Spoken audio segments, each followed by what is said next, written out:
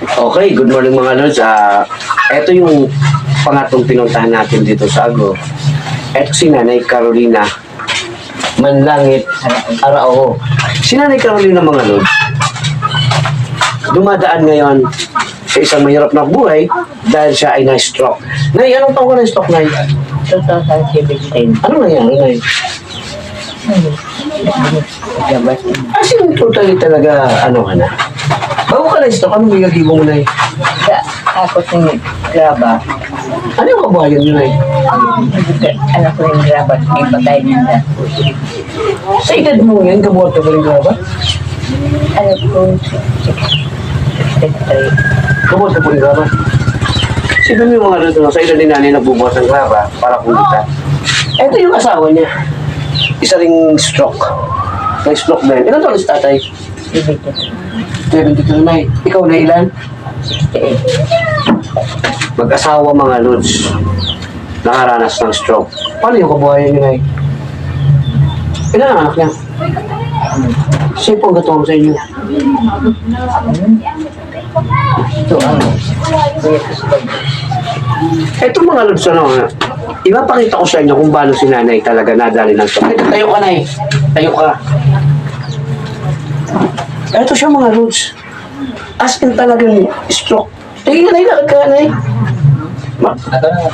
Makalakad ka nga.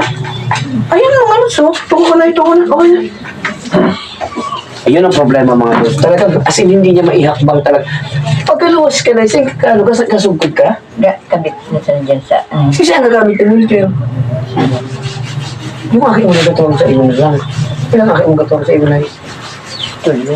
Ano man sana? Ano dyan sa... Kung ano sa nag-iapudan, may mga anong trabaho. Construction. Paano yung kabuhayan mo? Paano yung maintenance sa gamot? Kapagkaran. Nagtani ka muna sa eleksyon na. Nagtani na ka mo sa mga politiko. Dahil, Remember kayo ng, ano na yun, senior? Si tatay. iyo ba? Pares ka mo. Iyo. Nakaka-receive ka mo every 3 months. Sa tingin niyo yung, Katulong mo yan. oo, quarterly kasi yun eh.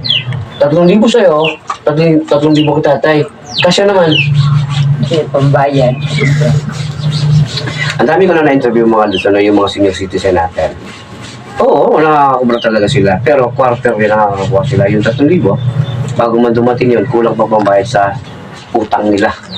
Lalo yung katulad ni nanay, wala namang kabuhayan. Sana aabot. No? So, sana matulungan natin mga Luz. Sa gamot man lang ni nanay, ay yung pang-araw-araw na, yung pang-araw-araw, ano na yun, no? So, linawin ko sa'yo na ha. Ang kaibahan mo, iakit mo na lang. Iyo. Buwan na ako. Ikaw nga ate. Kuya man sa istar, ako bukod na sa inyo.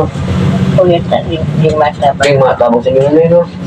Anong dati kabuhay ni tatay? Anong trabaho ni tatay dati? Dati kung sa ayun, kikuha.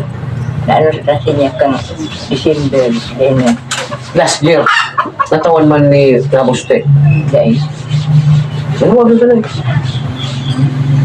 Evan sila yun. Okay, sana kung may mabuting loob na may parating to no? Kila Buste, kila sa Kuha.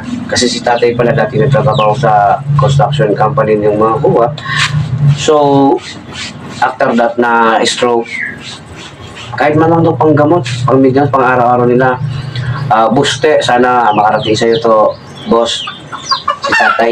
Sana makarating to kay boss, ano, yung panawagan natin, sana makarating kay boss, sana may taong magparating nito kay boss. Na si tatay, ano pangalan ni tatay, Nay? Carlos. Tatay Carlos Arao, dati niyo po palang trabador boss sa inyong construction. So, ngayon na-stroke. Hindi na nakakataas tatay, ano? Ayun, bedridden siya. So, sana pang diaper man lang, pang araw-araw man lang nila, pang bigas, pang maintenance. Sana matulungan natin, boss, no? Boss, nananawagan ko para kay tatay. So, Nay, manawagan ka, Nay, para na sa mga pangangailangan niyo sa araw-araw.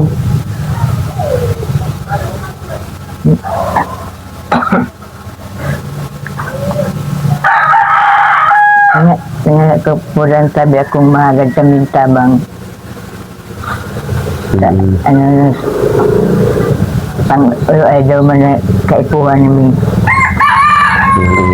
Pang araw-araw na, Nay. So, bigas, gatas, lahat ng mga kailangan niya, no?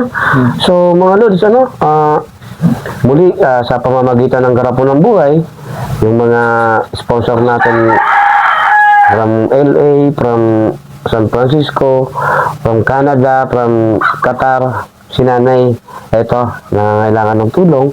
Baka naman, kahit paano, makapagdugtong tayo, makapagbigay tayo ulit sa Garapon ng Buhay, para naman may maduko tayo, pang tulong kila Nanay. No? Kasi walang-wala talaga, zero talaga eh. So, ako'y nananawagan ulit sa inyo, sa pamamagitan ng mag-asawang ito na pares ng na-stroke, sana matulungan natin. Ano? Okay, muli, Barangay Agho. Have a nice day mga Lods.